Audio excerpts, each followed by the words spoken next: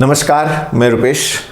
First grade mathematics first paper first grade mathematics में हमने एक एपिसोड पहले मैथ्स का अपलोड किया। उस एपिसोड में हमने वॉल्यूम यानी आयतन और पृष्ठीय क्षेत्रफल उस टॉपिक की कुछ शुरुआती चीज़ें हमने पढ़ी। और इस टॉपिक का अगर हम पिछले कुछ साल का अगर पैटर्न देखें ना, तो 3 सवाल हर बार आए हैं। 3 सवाल। अब आप 3 सवाल का महत्व समझ सकते हैं कि 75 क्वेश्चन में से 30 क्वेश्चन अगर हमारे सही हो जाए तो हम इस एग्जाम को पास कर सकते हैं 40%। और उनमें से 3 सवाल, तो ये 3 सवाल हमारे सही हो सकते हैं अगर आप इस वॉल्यूम वाले इस पार्ट को पूरा अच्छी तरह समझ लो और इसको देख लो।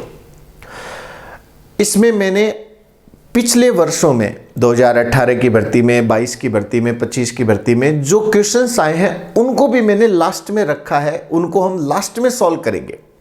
यानी एक बार हम लोग पहले जो आकृतियां दे रखी है, घन, घनाभ, गोला, अर्धगोला, बेलन, शंकु, इनको पढ़ ले पहले। उसके बाद हम इनके क्वेश्चन आंसर करेंगे कौन से जो एग्जाम में आए हुए हैं। हालांकि एग्जाम्पल के लिए तो मैं क्वेश्चन ले रहा हूं साथ में एक्सप्लेन करने के लिए, लेकिन जो हमारे प्रीवियस ईयर क्वेश्चंस जो है ना, PYQ जो है, वो हम लास्ट में मैंने सारे आप लोगों के लिए कलेक्ट किए हैं।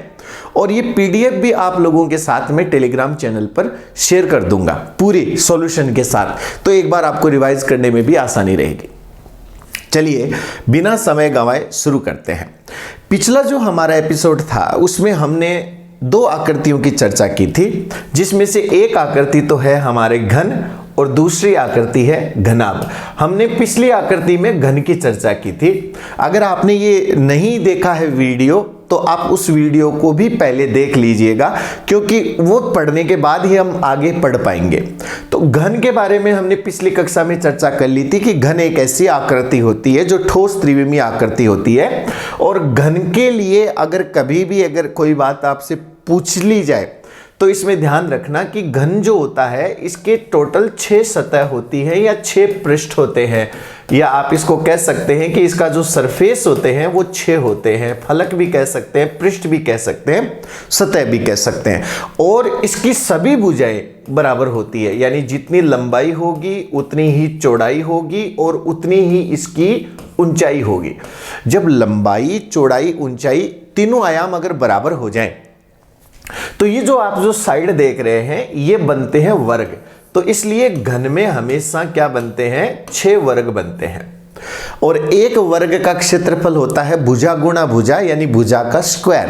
तो ऐसी स्थिति में इसका जो पृष्ठीय क्षेत्रफल है, या आप इसको सरफेस एरिया कह सकते हैं, या आप इसको संपूर्ण पृष्ठीय क्षेत्रफल भी कह सकते हैं, एक ही बात है। टोटल सरफेस एरिया वो आपका हो जाएगा 6 गुणा वर्ग का क्षेत्रफल या स्क्वायर का क्षेत्रफल, और वो हो जाएगा भुजा स्क्वायर। तो 6 × a स्क्वायर, ए हम क्या मान रहे हैं? इसकी भुजा। ये इसका पृष्ठीय क्षेत्रफल हो जाएगा।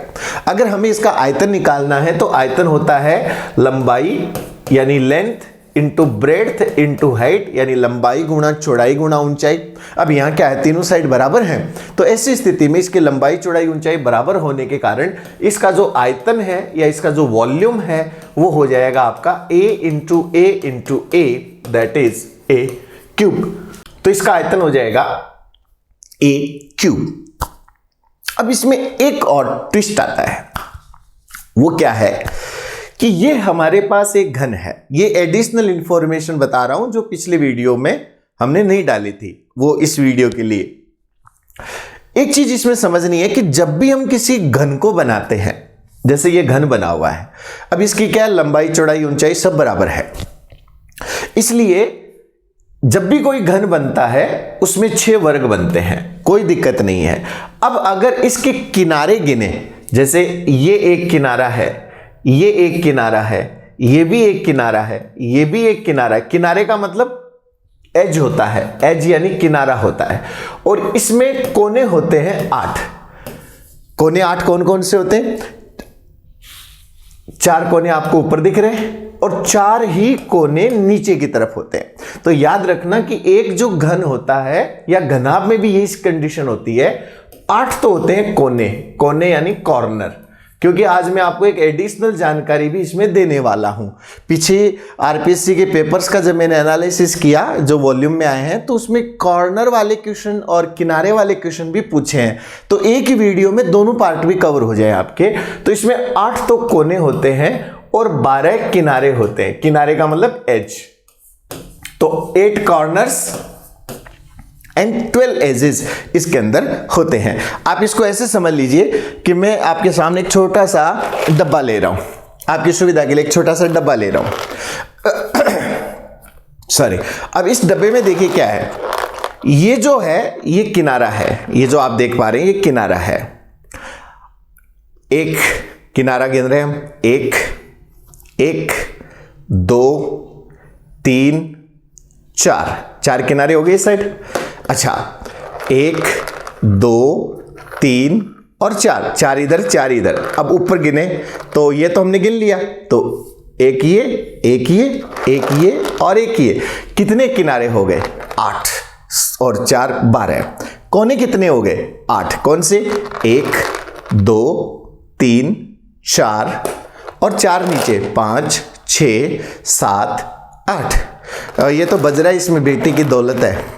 अब इसमें क्या है अगली चीज समझने वाली क्या है कि अगर ये घन एक रंगीन हो, कलरफुल हो, और उस घन को अगर हम काटें, छोटे छोटे घनों में काटें, तो कोने और किनारों की अलग अलग जो संख्या है वो आपको अलग अलग प्रकार के क्यूब्स देगी। इसीलिए मैं आपको बता रहा हूं कि इसमें 8 तो कोने होते हैं और 12 किनारे होते हैं। अब गौर से देखिए, ये इसकी एक सतह है, आप देख पा रहे हैं, ये भी एक इसकी सतह है और ये भी एक इसकी सतह है। ये जो पॉइंट है, ये पॉइंट, ये वो पॉइंट है जहां पे 3 साइड मिल रही हैं। ये भी यहां के मिल रही है, ये भी यहां की मिल रही है और ये भी यहां की मिल रही है। यानी कोना वो जगह होती है जहां 3 साइड्स कोइंसाइड करती हैं, मिलती हैं। लेकिन किनारा वो जगह होती है जहां 2 साइड मिलती हैं, जहां ये दोनों साइड मिलती हैं वो किनारा होता है। तो आप अपने कमरे में देखिए, जहां आपके कमरे की 2 दीवारें छत के साथ मिल रही हैं, 2 दीवार और एक छत, वो कोना हो गया जहां से आप मकड़ी के जाले निकालते हैं। किनारा कौन सा होता है? किनारा होता है जहां आपकी 2 दीवारें टच हो रही हैं, या आपकी जो दीवार है वो छत के साथ टच हो रही है, या आपकी दीवार फर्श के साथ टच हो रही है। तो 8 तो होते हैं कोने और 12 होते हैं किनारे। इसके अलावा घन में आपको अगली चीज और क्या समझनी है, जैसे ये मेरे पास एक रंगीन घन है। अब क्या होता है कि रंगीन घन को जब हम काटते हैं, मान लीजिए मेरे पास एक रंगीन घन है, ये वाला, ये पूरा रंगीन है, इसके ऊपर पर्पल कलर किया हुआ है, और इस घन को मुझे 4 टुकड़ों में लंबाई चौड़ाई ऊंचाई में काटना है। अब इसको मैं कैसे काटूंगा? इसको ऐसे काटूंगा, जैसे अगर मुझे लंबाई के हिसाब से काटना है तो ये इसकी लंबाई हो गई, तो लंबाई के हिसाब से मैंने कट लगा दिया। जैसे एक कट लगा दिया, दूसरा कट लगा दिया और तीसरा कट लगा दिया। 3 कट लगाते ही आप समझ जाइए कि 3 बार चाकू चलाते ही इसके 4 टुकड़े हो गए। बिल्कुल ऐसे होते हैं जैसे आप और हम, अगर जैसे मान लीजिए अगर इतना बड़ा क्यूब, मान लो कोई पनीर का इतना बड़ा टुकड़ा है और हमें उसके छोटे छोटे पनीर के क्यूब्स काटने हैं, तो ऐसे थोड़ी होगा कि हम चाकू लेके एक टुकड़े काटेंगे, कभी नहीं, ऐसा संभव ही नहीं है। आप कभी गोलगप्पे खाने जाओ तो गोलगप्पे वाले को देख लो वो प्याज कैसे काटता है। वो पहले प्याज में ऐसे ऐसे ऐसे ऐसे कट मार देता है और उसके बाद में वो ऐसे कट मार देता है, बारीक बारीक प्याज के टुकड़े हो जाते हैं। अब इसकी 3 साइड है, इसलिए इसको हम 3 तरफ से काटेंगे। तो हमने लंबाई की तरफ से 3 बार चाकू चलाया, लंबा चाकू चलाया, इसके 4 टुकड़े हो गए। लेकिन अभी भी इसके छोटे क्यूब नहीं बने। तो अगला काम क्या है, ऊंचाई के हिसाब से 3 कट और लगा देते हैं। चलिए, ये ऊंचाई के हिसाब से पहला कट, ये ऊंचाई के हिसाब से दूसरा कट और ये ऊंचाई के हिसाब से तीसरा कट। जैसे ही मैंने ऊंचाई के हिसाब से 3 कट लगाए, अब इसके तीन मतलब चार टुकड़े और हो गए, लेकिन अभी भी ये परफेक्ट क्यूब नहीं बने, अभी भी इसके टुकड़े लंबे लंबे, आप अगर देखें ना तो ऐसे लंबे लंबे टुकड़े हैं, साबुन की लंबी लंबी बट्टी होती है ना वैसे है। अभी हमने लंबाई और ऊंचाई के हिसाब से तो कट मार दिए, लेकिन अभी चौड़ाई के हिसाब से कट बाकी है। तो चौड़ाई के हिसाब से कट बना देते हैं 1 2 और 3। अब ये साइड थोड़ी दिखने में छोटी है, बाकी है ये परफेक्ट क्यूब ही। जैसे ही आप इस प्रकार से टुकड़े काटते हैं, अब आपको छोटे छोटे काफी टुकड़े मिल जाते हैं। और इस प्रकार जब किसी बड़े घन को छोटे घन में काटा जाता है, जैसे किसी बड़े घन को छोटे घन में काटा जाता है, तब हमेशा याद रखना कि जो चाकू चलाने की जो संख्या होती है, जिसको बोलते हैं चाकू चलाना, वो चाकू चलाने की जो संख्या होती है वो हमेशा 3 साइड से चाकू चलाना पड़ता है, लंबाई की साइड से, चौड़ाई की साइड से, ऊंचाई की साइड से। और चाकू चलाने की जो संख्या होती है वो 3 × n-1 होती है।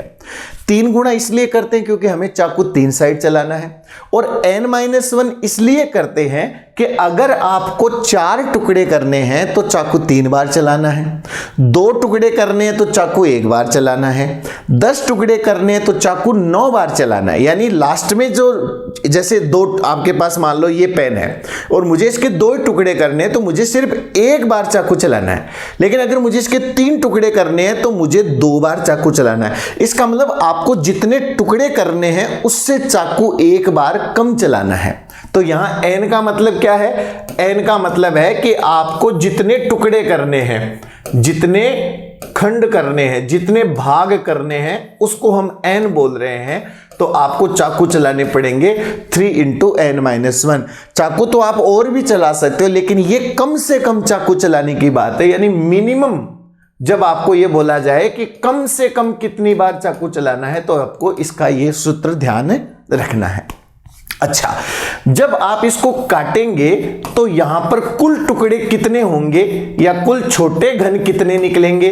तो अब हमें ये देखना है कि जो हमारा बड़ा वाला घन है उसकी साइज क्या थी और जो हम काट रहे हैं उसकी साइज क्या है। जैसे फॉर एग्जाम्पल, अगर मान लीजिए मैं इसको n ले रहा हूं, तो n क्या है? n है बड़ा घन। आप जो बड़ा घन काट रहे हो उसकी जो है भुजा कितनी है। जैसे मान लो फॉर एग्जाम्पल, ये जो मेरा घन है ये मान लेते हैं 8 सेंटीमीटर की साइज का है, 8 सेंटीमीटर चौड़ा, 8 सेंटीमीटर ऊंचा और लंबा। और मैं इसके जो टुकड़े काट रहा हूं वो 2-2 सेंटीमीटर के काट रहा हूं, लंबाई चौड़ाई ऊंचाई के हिसाब से मैं 2-2 सेंटीमीटर के टुकड़े काट रहा हूं। तो ऐसी स्थिति में एक साइड में मुझे क्या मिलेंगे? 4 टुकड़े मिलेंगे। तो n हो जाएगा बड़े घन की भुजा बटे छोटे घन की भुजा, यानी 8 में हमने 2 का भाग दे दिया। 8 सेंटीमीटर लंबे इस पेन के अगर मैं 2-2 सेंटीमीटर के टुकड़े करूंगा तो भाई 4 टुकड़े होंगे। तो n का मान इस कंडीशन में कितना जाएगा? 4। तो कुल टुकड़े जो होंगे वो n का क्यूब होगा, यानी 4 का क्यूब। इसका दूसरा तरीका भी है कि बड़ा घन जो है वो हो जाएगा 8y का, और उसमें छोटा घन हो जाएगा 2y का। तो अब आप देखें तो 8 में 2 का भाग 4 बार, 8 में 2 का भाग 4 बार, 8 में 2 का भाग 4 बार, 4 गुणा 4 गुणा 4, 4 का क्यूब आया ना। तो ऐसे यहां पे कुल टुकड़े हो जाएंगे n का क्यूब। ये बात पहली समझनी है कि कुल टुकड़े होंगे n का क्यूब। अब देखो, ये जो कलर आप देख रहे हैं इस घन पर, कोई भी जो घन होता है वो पूरी तरह अंदर से रंगीन नहीं है। कलर जो है वो हमने सिर्फ ऊपर किया हुआ है। आप ऐसे समझ लीजिए कि आपके पास एक पनीर का टुकड़ा था, बड़ा पनीर का टुकड़ा था, घन के आकार का, 8 सेंटीमीटर लंबा, 8 सेंटीमीटर चौड़ा, 8 सेंटीमीटर ऊंचा। आपने उसके चारों तरफ धनिये की हरी चटनी लगा दी। अब जो धनिया है, जो चटनी है, वो सिर्फ ऊपर ऊपर लेयर बनी है छिलके की तरह। तो जैसे आलू का छिलका होता है, जब आलू के पीस करते हैं तो जो पीस सतह पर होता है उसके तो छिलका होगा, अंदर वाले जो पीस होंगे उन पे तो छिलका नहीं होगा। सेम वेज जब आप इस घन को काटेंगे तो कुछ टुकड़े ऐसे होंगे जिनके एक साइड में रंग होगा, कुछ टुकड़े ऐसे होंगे जिनकी 2 साइड में रंग होगा, और कुछ टुकड़े ऐसे होंगे जिनकी 3 साइड में रंग होगा, और कुछ टुकड़े ऐसे होंगे जो बिना रंग वाले होंगे। क्योंकि जब आप चारों तरफ से छिलका उतार देते हैं, जो जो एकदम सेंटर में बचते हैं वो बिना रंग वाले होते हैं। तो इसमें कुल मिलाकर हमें 4 प्रकार के क्यूब मिलते हैं। अब गौर से देखिए, ये जब आप क्यूब काटोगे यहां से लेकर यहां तक वाला, ये वाला क्यूब, जब आप ये वाला क्यूब काटेंगे तो अंदर तो रंग है ही नहीं, तो रंग तो कहां है, सिर्फ ऊपर ऊपर है। तो ये जो कॉर्नर में जो आपको कोने में जो घन मिल रहा है उसकी कितनी साइड बाहर है, 3 साइड। ये इधर आ रही है, ये ऊपर जा रही है, ये इधर जा रही है, राइट में जा रही है। तो कितनी साइड पे रंग लगा हुआ है, 3 साइड पे। अच्छा, ये वाला जो घन होगा इसके भी तो 3 साइड में रंग होगा ना, 2 साइड अपने को दिख रही है, एक पीछे रह गई। ये जो कॉर्नर है, ये जो कॉर्नर है, ये जो कॉर्नर है, ये जो कॉर्नर है, ये जो कॉर्नर है, इसका मतलब जो कॉर्नर वाले घन होते हैं उनकी 3 साइड रंगीन होती है। तो अब अगर ऐसे में पूछ लिया जाए कि 3 साइड से रंगीन, तो 3 साइडेड, जो 3 साइड से रंगीन घन होते हैं उनकी संख्या हमेशा 8 होती है, क्योंकि वो हमें कहां मिलते हैं, वो हमें कोने पर मिलते हैं। तो ये परमानेंटली 8 होगी। कितने भी साइज के टुकड़े करो, कितना भी बड़ा घन हो, उसके कितने भी टुकड़े हो, 3 साइड से रंगीन घन हमेशा कोनों पे मिलते हैं, वो 8 होते हैं। अब दूसरी कैटेगरी आ जाती है और वो है 2 साइड से रंगीन घन। अब 2 साइड वाले घन कहां मिलते हैं, अभी जस्ट मैंने आपको एक डब्बा दिखाया था और मैंने आपको कहा था कि इस डब्बे में जो कॉर्नर होता है वहां 3 भुजाएं मिलती हैं। तो कॉर्नर पर हमें 8 कोनों पर 8 घन मिल गए, 3 साइड से रंगीन। लेकिन ये जो किनारा होता है, इस किनारे पर हमेशा 2 साइड वाले घन मिलते हैं। अब ये किनारे कितने होते हैं, 12 होते हैं। तो अब अगर हमारे पास 12 किनारे हैं, तो जैसे ये भी किनारा है, ये भी किनारा है, 12 किनारे होते हैं, तो हमारे पास 2 साइडेड घन कितने होंगे, तो 12 किनारे हैं तो 12 तो पक्का आएगा फॉर्मूले में। अब घन कितने निकलेंगे वो भी देख लेते हैं। अब घन देखो, जैसे आपने ये 8 सेंटीमीटर लंबा घन था, आपने 2-2 सेमी के टुकड़े किए, तो टुकड़े कितने हुए, 4। ये भी 8 सेंटीमीटर है, 4 टुकड़े होंगे। ये भी 8 सेंटीमीटर है, ये भी 8 सेंटीमीटर है, ये भी 8 सेंटीमीटर है। तो लंबाई चौड़ाई ऊंचाई 8-8 है, और आप टुकड़े कर रहे हो 2-2 सेंटीमीटर के, तो लंबाई चौड़ाई ऊंचाई हर जगह कितने टुकड़े हो रहे हैं, 4-4। यानी यहां पर n का मान कितना आएगा, 4 आएगा। अब इन 4 में से जैसे अगर लंबाई की तरफ देखें तो ये 2 घन तो कोनों में गए, इधर देखें तो ये 2 घन कोनों में गए, इधर देखें तो ये 2 घन कोनों में गए, ये 2 घन कोनों में गए। इसका मतलब है कि हर किनारे के 2-2 घन तो गए, किसमें, 3 साइड में गए, कोनों की वजह से 3 साइड में गए। तो अब अपने को कितने मिलेंगे, बाकी के बचे हुए। अब 4 में से 2 कम कर दिए तो 2-2 बचे। तो इसका सूत्र हो जाता है 12 × n-2। n-2 इसलिए मैंने लिखा क्योंकि n कट कर रहे हैं आप, n घन काट रहे हैं, उनमें से किनारे वाले, कोने वाले 2-2 कम हो गए, 2 साइड के, एक इधर का एक इधर का। तो अब अगर 5 कर रहे हो तो बीच में 3 बचेंगे, 8 कर रहे हो तो बीच में 6 बचेंगे, 6 कर रहे हो तो बीच में 4 बचेंगे, 2 तो परमानेंटली कम होंगे। ये कौन से घन है, जिनकी 2 साइड में रंग है। अब अगले आ जाते हैं, एक साइड से रंगीन घन कौन से होंगे। अब एक साइड से रंगीन घन हमें कहां मिलेंगे, जब आप कोनों को खा जाते हैं, जब आपके कोने कम हो गए, जब आपके किनारे भी कम हो गए, तो ये जो सेंटर में बचते हैं ये एक साइड से रंगीन घन होंगे। देखो जैसे ये डब्बा है, अब इस डब्बे में ये गया कोने में, ये गया कोने में, ये गया कोने में, ये गया कोने में, ये किनारे में, किनारे में, किनारे में, किनारे में। अब ये जो बीच में बच गए, इनके अंदर तो रंग है नहीं, सिर्फ ऊपर ऊपर रंग आया है। तो ये जो घन मिलेंगे ये हमेशा बीच में मिलेंगे, हर एरिया के बीच में, इस साइड के सेंटर में, इसके सेंटर में, इसके सेंटर में, सेंटर सेंटर सेंटर। तो साइड कितनी होती हैं, 6। तो 6 साइड में मिलेंगे। अच्छा, मिलेंगे कितने, तो मिलने की जो संख्या होगी वो होगी n-2 का स्क्वायर। अब आप बोलोगे कि ये सर स्क्वायर कहां से ले आए आप, तो स्क्वायर को ऐसे समझो, मैं एक अलग एग्जांपल देके आपको समझाता हूं, जरा इसको देखना, मैं अलग एग्जांपल देके समझाता हूं, समझना। जैसे मान लेते हैं ये मेरे पास एक बड़ा घन है। मैं इसके टुकड़े कर रहा हूं 5, 1 2 3 4। यह है, कोई भी एक अपन घन मान लेते हैं। मैं इसके 5 टुकड़े कर रहा हूं, 1 2 3 4, 4 करते 5 हो गए। अब आप इसको समझ लीजिए कि जब मैं ऐसे टुकड़े करूंगा तो ये चला गया कोने में, ये कोने में, ये कोने में, ये कोने में, ये 4 तो गए कोनों में। तो ये जो है ये तो कौन से होंगे, 3 साइड से रंगीन घन, है ना। ये सब 3 साइड वाले हैं। अब 2 साइड वाले रंगीन घन कौन से बचेंगे, तो 2 साइड वाले रंगीन घन बचेंगे ये, क्योंकि इनके इधर भी रंग है इधर भी रंग है, तो ये हो जाएंगे 2 साइड। ये भी 2 साइडेड, ये भी 2 साइडेड, ये भी 2 साइडेड। अब ये आप देखें ना सेंटर में, अब आपको सेंटर में जो नजर आ रहे हैं ना, ये यहां से लेके यहां तक, ये है एक साइड से रंगीन घन। अब इनकी संख्या कितनी होगी, तो हमें पता है कि ये घन एक वर्ग है और वर्ग का क्षेत्रफल होता है n इंटू n।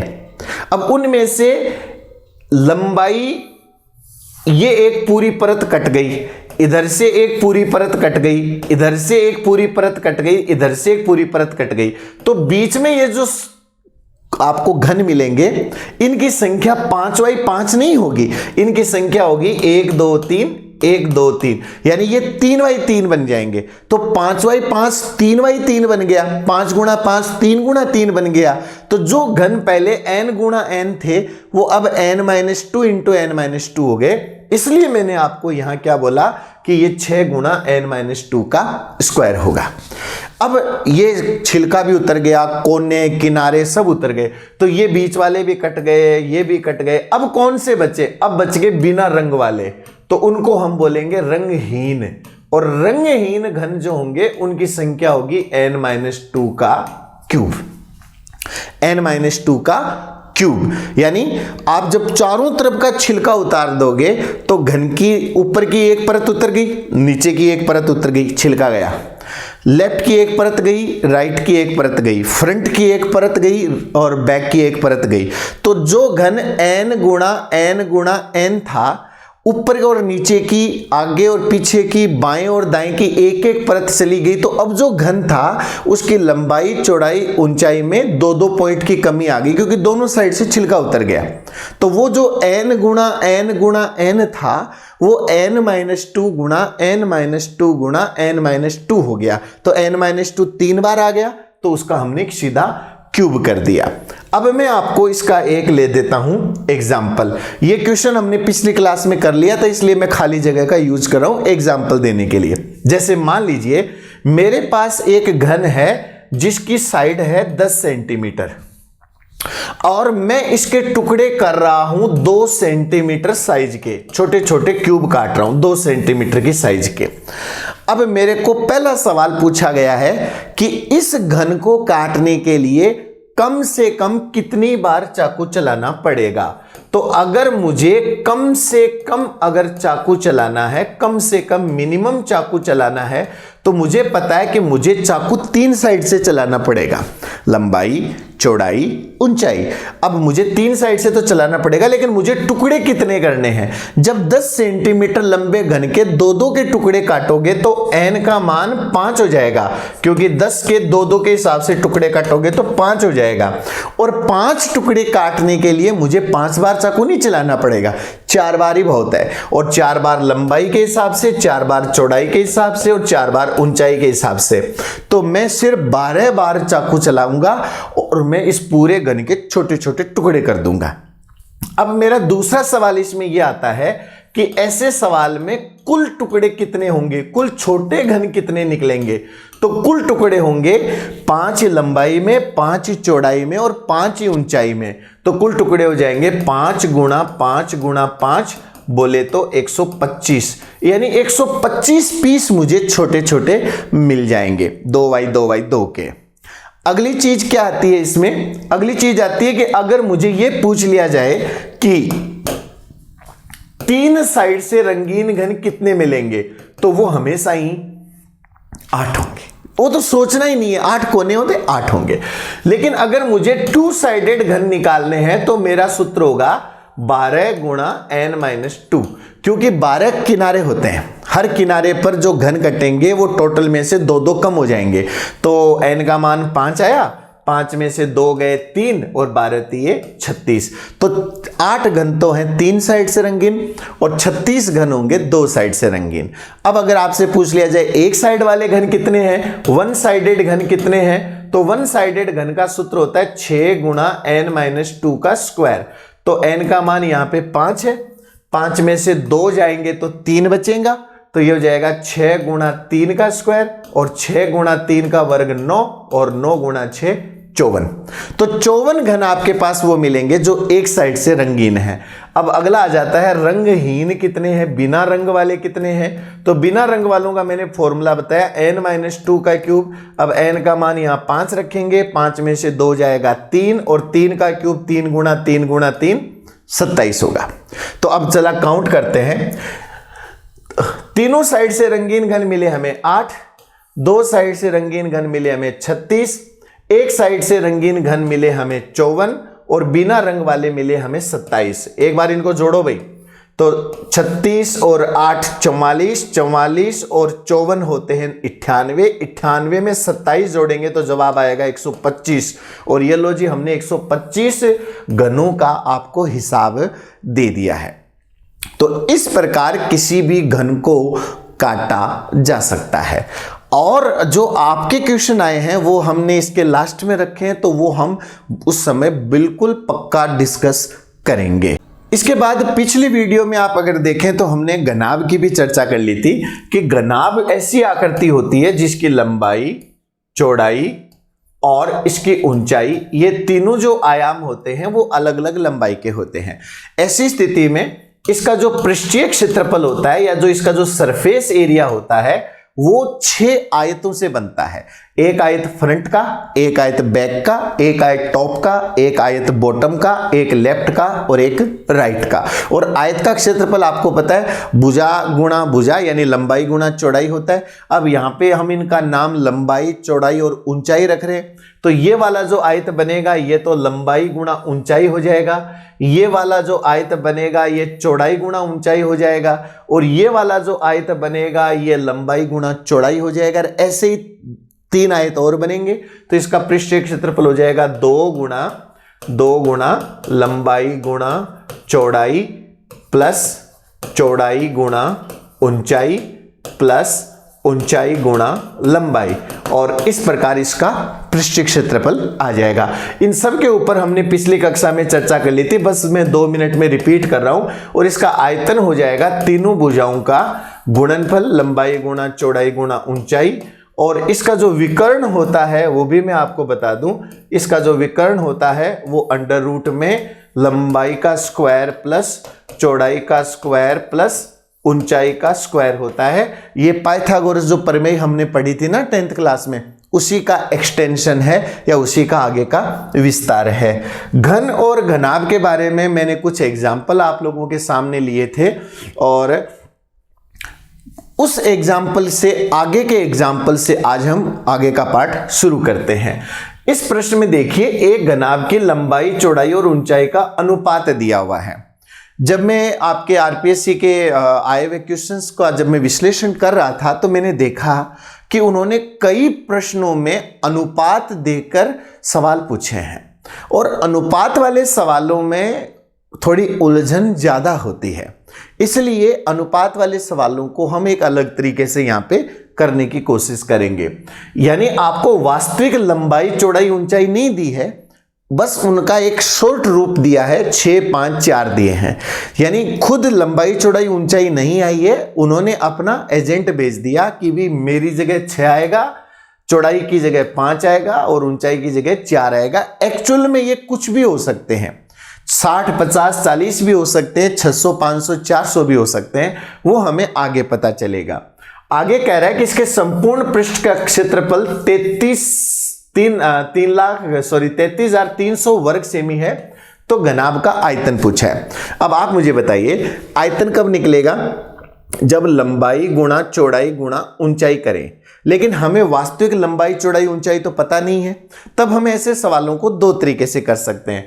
आपके लिए ये तरीका इजी रहेगा क्योंकि आपके मैथमेटिक्स का एक लिमिटेड रूप है, इसलिए मेरी जो ट्रिक्स हैं या जो शॉर्टकट मेथड्स हैं उसमें आपको उलझाऊंगा नहीं।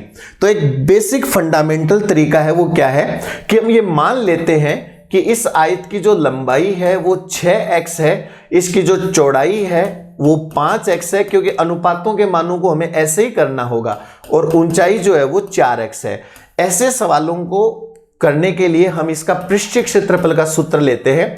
तो पृष्ठीय क्षेत्रफल का सूत्र क्या कहता है, 2 गुणा लंबाई गुणा चौड़ाई, तो 6 गुणा 5 30x स्क्वायर, चौड़ाई गुणा ऊंचाई 5 गुणा 4 20x स्क्वायर, और ऊंचाई गुणा लंबाई तो 6 चौके 24x स्क्वायर।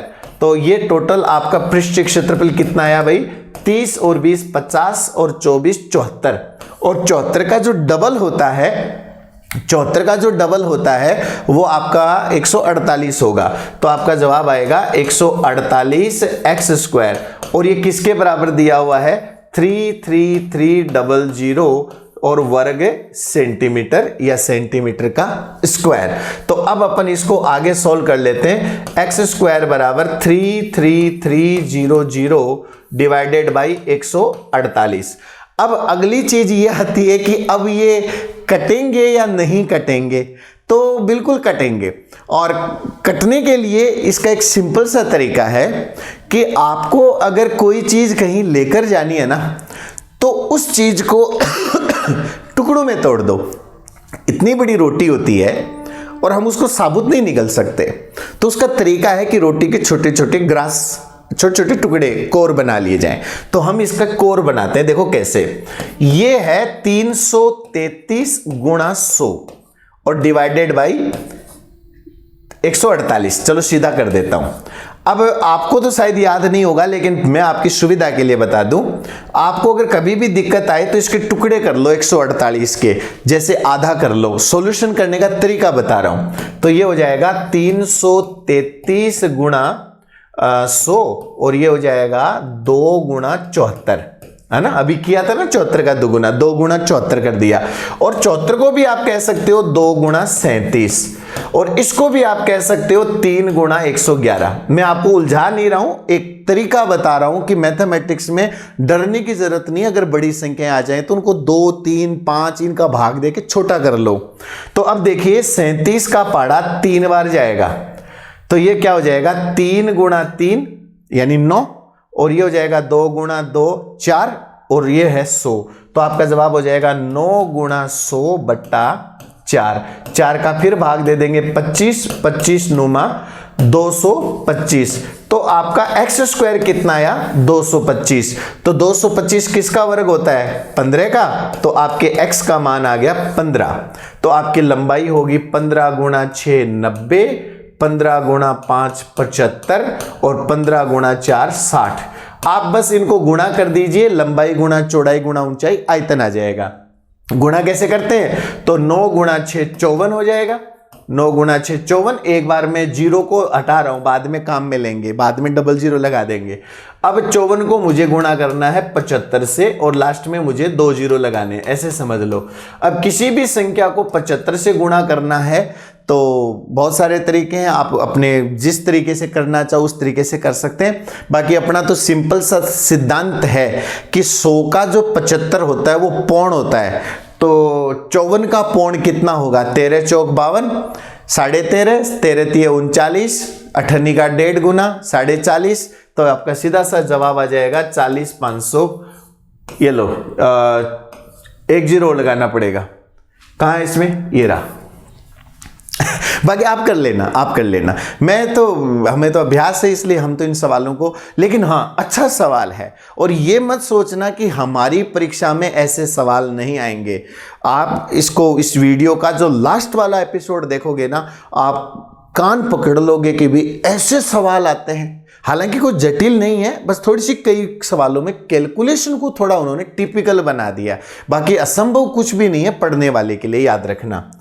दिक्कत केवल उन्हीं को होती है जो पढ़ते नहीं है, बाकी पढ़ने वालों को कभी दिक्कत नहीं आती है।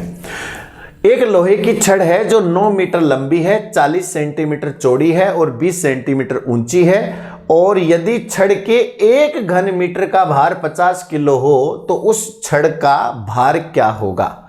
अब ये बहुत अच्छा सवाल है समझने के लिए। देखते हैं ये क्या कह रहा है कि अगर लोहे की घन 1 घन मीटर की है, कितनी, 1 घन मीटर है, तो उसका वजन हो जाएगा 50 किलो। अब हमें यह नहीं पता कि हमारी वाली जो छड़ है वो कितनी है, तो उसका आयतन निकाल लेते हैं। तो उसका आयतन हो जाएगा, लंबाई 9 है भाई, चौड़ाई, अब देखो यहां समझने की जरूरत है कि ये घन मीटर में है तो मात्रक हमेशा एक जैसे रखने चाहिए। ये क्या है, 40 सेंटीमीटर, तो 40 सेंटीमीटर को मीटर में बदलने के लिए गुणा बट्टा 100 कर देते हैं, और ऊंचाई 20 सेंटीमीटर है तो मैंने जानबूझकर 20 बट्टा 100 किया है आपकी सुविधा के लिए, बाकी हम तो दशमलव में खेल जाते हैं। अब इसको सॉल्व कर लेते हैं, ये आ जाएगा मीटर क्यूब। ये क्या आ जाएगा, मीटर क्यूब। अब अच्छा, 1 घन मीटर का 50 किलो है, अब इसको डायरेक्ट भी 50 से गुणा करके भी काट सकते हैं, नहीं तो अपन अपने हिसाब से कर लेंगे। 2 जीरो से 2 जीरो कट गए, तो ये क्या हो जाएगा, और काट सकते हैं अपन चाहे तो इतना ही रख लेते हैं। तो ये हो जाएगा 9 गुणा 4, 9 चौक 36 दूनी 72 बट्टा 100 मीटर क्यूब। यानी हमारी जो छड़ है उसका आयतन 72 बट्टा 100 यानी 1 से कम आया है। अब हमें पूछा है कि इसका भार कितना होगा। अब हमें पता है कि 1 घन मीटर का भार अगर 50 केजी है तो 72 बट्टा 100 घन मीटर का भार कितना होगा। तो बस इतना ही काम करना है, 72 बट्टा 100 घन मीटर को 50 किलो से गुणा कर देंगे, क्योंकि आना तो 50 किलो से छोटा ही है, 1 घन मीटर से कम है ना, इसलिए। तो 50 का पाड़ा 2 बार और 2 का पाड़ा 36 बार, और आपका जवाब हो जाएगा। और देखते हैं सवाल, ऐसे सवाल भी आते हैं। एक 4 मीटर लंबी, 3 मीटर ऊंची और 13 सेंटीमीटर चौड़ी एक दीवार को बनाने के लिए कितनी ईंटों की आवश्यकता होगी यदि प्रत्येक ईंट का माप ये हो।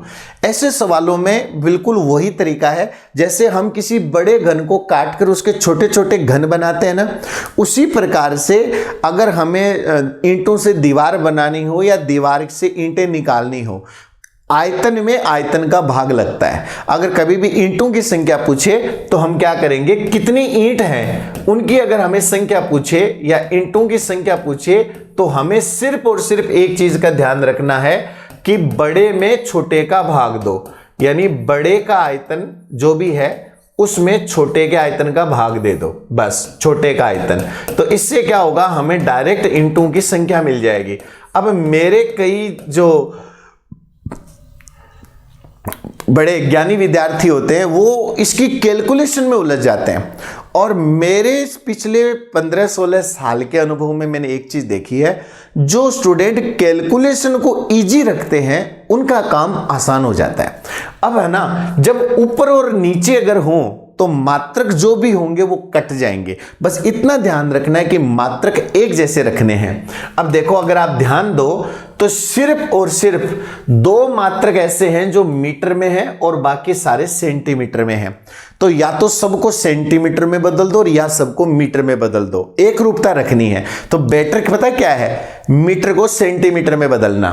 तो 1 मीटर में 100 सेंटीमीटर होते हैं, तो 4 मीटर में 400 हो जाएंगे, 3 मीटर में 300 हो जाएंगे और 13 एज इट इज रह जाएगा। अच्छा, अब नीचे ईंट ले लो। ईंट क्या साइज है भाई, ईंट है 20 गुणा 12 गुणा 6.5। हेलो जी, अब काट दो।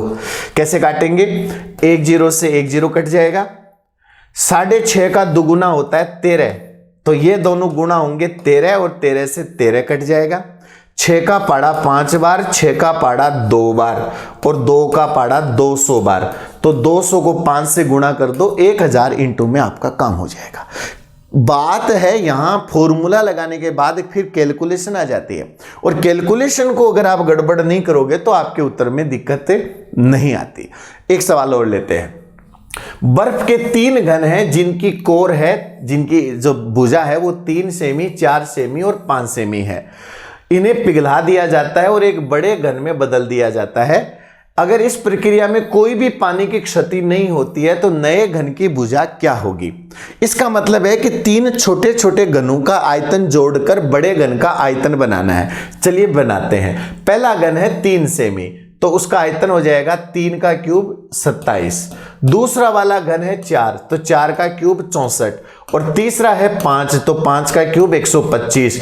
जब मैं इन तीनों घनों को पिघलाकर एक घन बनाऊंगा तो उसका आयतन कितना जाएगा? 27 और 64 होते हैं 91 और 125 होते हैं 216। और 216 किसका क्यूब होता है? 6 का। तो आपका सीधा सीधा जवाब 6 आ जाएगा। बस इसमें क्या है, ज्यादा नहीं, 10 तक के क्यूब भी अगर हमें याद है तो हमारा काम आसान हो जाएगा। एक और सवाल देखते हैं। एक घन की भुजा बताइए जो 16 घनाभों जिसके प्रत्येक का आयतन क्रमशः 12 गुणा 12 गुणा 6 सेमी को पिघलाकर बनाया गया है। अच्छा सवाल है और इजी भी है। उस बड़े घन की भुजा बतानी है जो 16 घनाभों से बना है।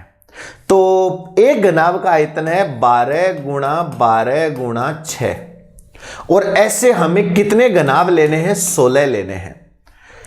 तो ये बड़ा घन बन गया। अब हमारे बड़े जो विद्वान विद्यार्थी होते हैं वो क्या करते हैं? 12 गुणा 12 144, और 144 का 6 गुना 864, और 864 का 16 गुना कर देंगे। बाय गॉड, आप अपने पैरों पर कुल्हाड़ी मार लोगे, क्योंकि आपकी संख्या इतनी बड़ी हो जाएगी कि आपको उसको झेल पाना मुश्किल हो जाएगा। मैं बता रहा हूं, इसलिए मैं तो कह रहा हूं बाइट, रोटी की बाइट जितनी छोटी होगी ना, खाना उतना ही बढ़िया पचता है। मैं आपको इसका एक शॉर्टकट तरीका बताता हूं। 12 गुणा 12 गुणा 6 गुणा 2 गुणा 8। बोलो कोई समस्या थोड़ी है, क्योंकि हमें पता है कि हम घन बना रहे हैं और घन हमेशा क्यूब में होगा। क्यूब का मतलब ही घन होता है। तो 2 तो 12 है ही, अगर एक 12 और बन जाए तो कम से कम 12 का क्यूब तो बन ही रहा है ना। तो देखो 6 दूनी क्या हो गया? 12। ये होता है कैलकुलेशन को इजी बनाना। तो ये हो जाएगा 12 गुणा 12 गुणा 12। ये तो देखो जी, इनका हिसाब किताब तो अलग हो गया। ये 8 आपको पता है ये 2 का क्यूब है। तो इससे जब अपन घन बनाएंगे उसका आयतन ये होगा। तो घन की भुजा निकालनी है तो इसका क्यूब रूट ले लेंगे। तो ये तीनों मिलकर तो आपको क्या दे देंगे? 12, क्योंकि ये 12 का क्यूब है। और 8 किसका क्यूब होता है? 2 का। तो जवाब क्या आएगा? 12 दूनी 24। वरना आप इतनी बड़ी संख्या बना लेते और उसके बाद में आप उसका क्यूब रूट लेते। क्या गारंटी है कि सबको 24 का क्यूब याद हो? तो परीक्षा में अनावश्यक रूप से हम प्रेशर में आ जाते हैं। थोड़ा सा अगर कैलकुलेशन को इजी रखेंगे तो हमारा काम आसान हो जाएगा। एक सवाल और लेते हैं। सवाल कह रहा है आर एक आयताकार टैंक है, पानी की टंकी है जो पानी से भरी हुई है। इसमें पानी का आयतन दे रखा है 6.8 घन मीटर। इसके आधार का क्षेत्रफल 8500 वर्ग सेमी है। तो इसकी ऊंचाई बताइए। अब थोड़ा सा दिमाग लगाइए। जैसे पानी की टंकी होती है, जैसे अपन पशुओं को पानी पिलाते हैं तो पानी की टंकी होती है, तो उसका जो नीचे का जो आधार होता है वो है लंबाई गुणा चौड़ाई। अब अगर उसमें ऊंचाई और आ जाए तो लंबाई गुणा चौड़ाई गुणा ऊंचाई क्या बन जाएगा? क्या बन जाएगा? आयतन बन जाएगा। तो सीधा सा कंसेप्ट है कि लंबाई गुणा चौड़ाई गुणा ऊंचाई बराबर आयतन। सीधी सी बात है। तो लंबाई गुणा चौड़ाई क्या हो गया? आधार का क्षेत्रफल जो पानी की टंकी का पैंदा है, और वो कितना दे रखा है? 8500 वर्ग सेमी। अब यहां गड़बड़ होती है कि ये तो दे रखा है घन मीटर में है, और ये दे रखा है वर्ग सेमी में। अब सेमी और मीटर में 100 का अंतर होता है, तो फिर ये तो बहुत ज्यादा हो जाएगा। तब हम एक काम करते हैं, 8500 सेंटीमीटर में ले लेते हैं, बाद में चेंज कर लेंगे, और ऊ ले लेते हैं साथ में। ऊ का मतलब ऊंचाई, वर्ग सेमी में ले रहे हैं, टेंशन मत लो। और ये जो 6.8 जो है घन मीटर, अब आपको पता है कि घन मीटर का मतलब हो गया मीटर गुणा मीटर गुणा मीटर। मीटर 3 बार आता है और मीटर को सेंटीमीटर में 100 से करते हैं मल्टीप्लाई, तो गुणा 100 गुणा 100 गुणा 100, 100 मत जाना, बता रहा हूं बस, खाली 100 मत जाना। अब चलो हो गया, ये इसको चेंज कर दिया। अब देखिए आपको निकालना है ऊंचाई, तो ये 8500 कहां जाएगा, इसके बट्टा में 8500। एक काम करते हैं, 2 शून्य से 2 शून्य उड़ा दिए भाई, 1 शून्य से दशमलव उड़ा दिया, कोई प्रॉब्लम नहीं है, ये तो होता ही है। अच्छा 17 का पाड़ा बोलो 4 बार और 17 का पाड़ा बोलो 5 बार, ठीक है कोई बात नहीं। 5 का पाड़ा 10 में गया 2 बार। अब ऊपर क्या बचा आपके पास, एक तो बच गया 4, एक बच गया 100, एक बच गया 2। 4 गुणा 100 400, 400 गुणा 2 800। लो जी, ये 800 उत्तर किस में आया, सेंटीमीटर में। अब अगर हमें इसको मीटर में बदलना है तो 100 का भाग देकर 2 जीरो उड़ा दो, तो आपका जवाब क्या जाएगा, 8 मीटर। इतना आसान है। अब ये तो घन घनाभ हुआ।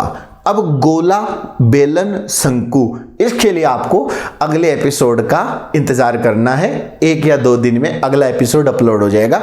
ये बड़ा टॉपिक है, याद रखना। और इसमें से 3 क्वेश्चन आए हैं और आने वाली भर्ती में भी 3 क्वेश्चन आने के पूरे चांस हैं। 2 भी आ सकते हैं, लेकिन मोस्ट प्रोबेबली 3 क्वेश्चन आएंगे और तीनों क्वेश्चन हमारे सही हों, ऐसी मेरी कोशिश है। बाकी आप लोग कितना साथ रहते हैं आपकी इच्छा है। धन्यवाद। जय हिंद।